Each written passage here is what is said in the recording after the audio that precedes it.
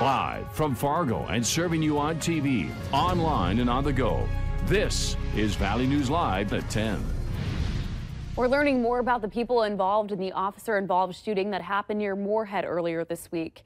While checking on a vehicle crash on I-94, Minnesota State Trooper Mark Peterson's life was in jeopardy when a woman from Milwaukee attempted to shoot him.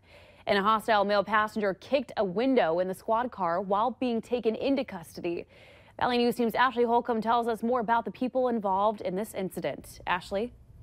Christine, I looked into the backgrounds of Dominique Creighton and Melody Gray, and after numerous searches on Creighton, I found he has a long criminal history. Creighton's record indicates he has multiple warrants out of Wisconsin, including kidnapping, human trafficking, second sexual assault, and felon in possession of a firearm. And that's not all. In the past, he has been charged with carrying a concealed weapon, manufacturing and delivering THC, and felony bail jumping. And this wasn't Melody Gray's first encounter with law enforcement either. Gray was the one who attempted to shoot Trooper Peterson, according to court documents. She has 2 warrants out for her arrest in Wisconsin for kidnapping and felon in possession of a firearm. Gray is still checked into Essentia in Fargo, while Clayton is still in Clay County Jail. Christine? Thank you, Ashley. The trooper who fired the shot at Gray, Mark Peterson, was not hurt and is currently on standard paid leave. And new information tonight regarding a death investigation in Cass County, Minnesota. A medical examiner's office has ruled the death of a 21-year-old man in Cass County, Minnesota was due to an accidental carbon monoxide poisoning last week. Samuel Schooley of Bemidji was found dead during the Eel Pout Festival in Walker, Minnesota last week. Police say Schooley was found unresponsive on Leech Lake during the festival. He was pronounced dead at the hospital. It's been a quiet day here in Fargo after the area got hit by a snowstorm, but let's check in with Hutch Johnson to see what we can expect, at least for the next few days. Hutch? Some interesting views from space. We have our visible satellite imagery here to confirm all the areas of snow across the entire state of North Dakota, South Dakota. Much of western and central Minnesota covered with snow. You see some drifting clouds through the eastern third of North Dakota today, approaching the valley late this afternoon. One thing with visible satellite is it doesn't work too good once the sun sets on our day. So the infrared satellite can help us see where that deck of clouds is. And it is indeed lingering in the eastern third. This will slow how fast we cool, so maybe not as cold tonight, but still on our way into the single digits overnight. The wind becomes light and variable, Christine, and that'll be one of the big differences as we go through our Thursday. With less wind, any sun we get will feel a lot warmer than the wind chilly weather we experienced today. Much more on that here in a few moments. All right, thank you, Hutch. School security is under intense scrutiny across the country, and here in the Valley is no exception. A lockdown drill at Discovery prompted educators to ask parents to talk to their kids.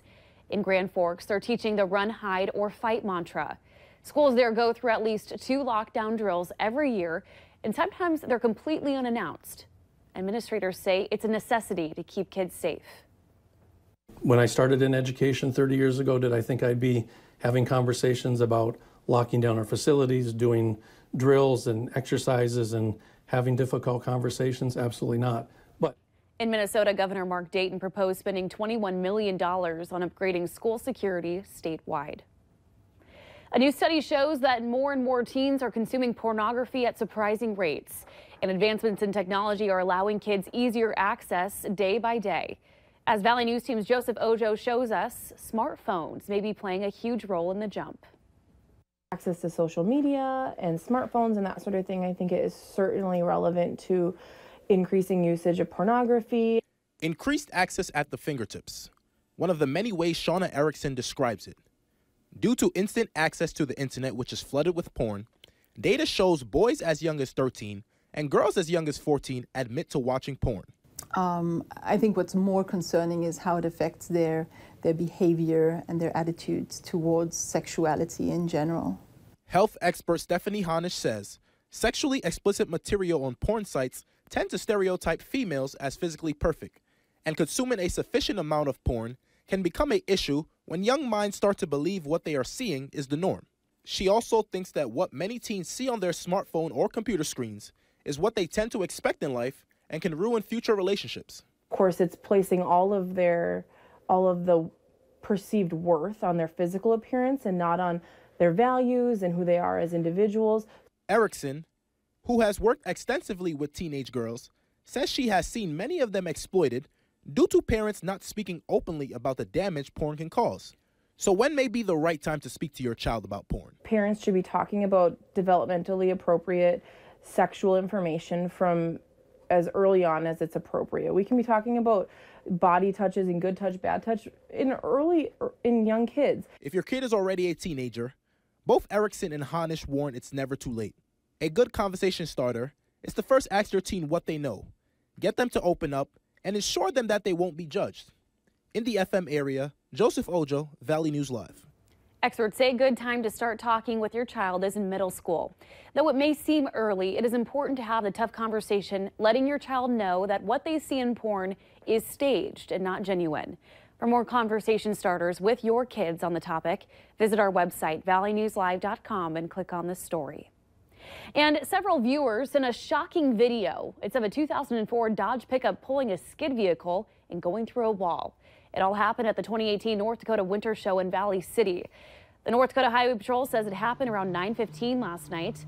The driver of the pickup has been identified as 19-year-old Nathan Bell. The driver of the skid is 23-year-old Hunter Henjum. Two female pedestrians on the other side of the wall were struck. One, a 15-year-old, was treated at Mercy Hospital. The other, a 33-year-old, refused treatment on the scene. One vendor at the show tells us he's not surprised that it happened. They had, vehicles go right up to the wall and then they would stop. But I thought, they should be going out the door, not towards the wall. But what did they say to you? They told me that's what we've been doing all the years they've been doing it. So I was like, okay. The North Dakota Highway Patrol had no comment as the incident is still being investigated, but asked members of the public if they have any video to contact them. West Fargo's Cycle Bar is spinning up some support for 10-year-old Landon Solberg. Landon is a West Fargo fourth grader fighting an aggressive brain tumor. He and his family participated in the charity ride tonight, as Landon was front and center the entire time. He even handpicked all of the music that was played during the class. He's a sweet boy and he's touched a lot of people, and we just want to raise as much money as we can for him. Cycle Bar management says there was no goal set tonight, just for everyone, especially Landon, to have lots of fun. Two Olympic heroes are making their way back home. The Lamoureux twins will be back in their hometown of Grand Forks tomorrow night. Monique Lamoureux Morado and Jocelyn Lamoureux Davidson will be celebrating their gold medal victory at the Ralph Engelstad Arena. The event is free to the public, with doors opening at 6:30. And Valley News Team's Ryan Laughlin will be there at the arena. He's going to be bringing you all the coverage for the celebration. Well, has your Alexa device been laughing at you? Details on the eerie malfunction are coming up next.